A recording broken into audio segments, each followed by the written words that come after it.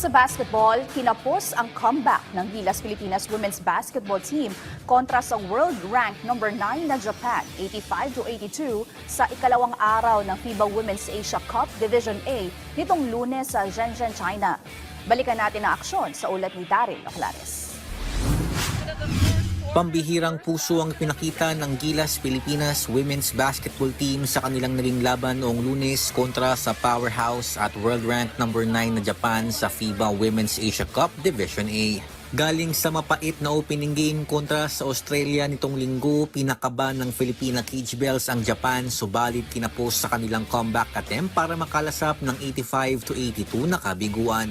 Sa final frame, tambak pa ang Pilipinas ng 22 points bago sila nagpakawala ng 18-0 run para mapababa sa 4 ang kanilang hinahabol sa huling minuto ng laro. Naging selyo sa panalo ng Japan ang dalawang free throws na naipasok ni Monica Okoye sa natitirang 12.1 seconds matapos ang intentional foul mula kay Sumaya Sugapong.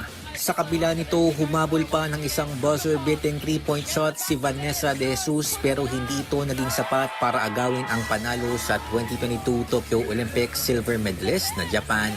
Nanguna para sa pambansang kupunan si Jack Animam na nakapagtala ng double-double 24 points at 10 rebounds, dagdag pa ang 3 assists at 2 blocks. First of all, congrats to Japan. You know, Japan is Japan. And us coming as an underdog, and all of my teammates I think we're the youngest team here.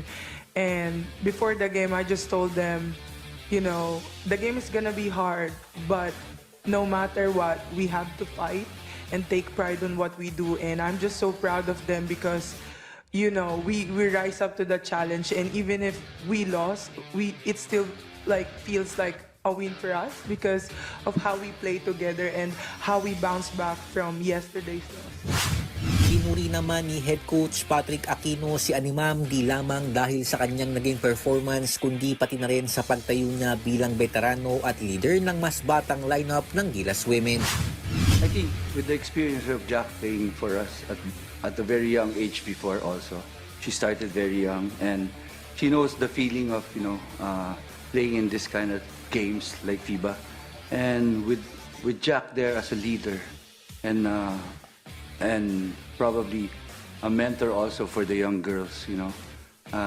It's a very, very big effect on the girls. And with her there all the time, you know, guiding them, I think we have a future again for Philippines basketball for women's.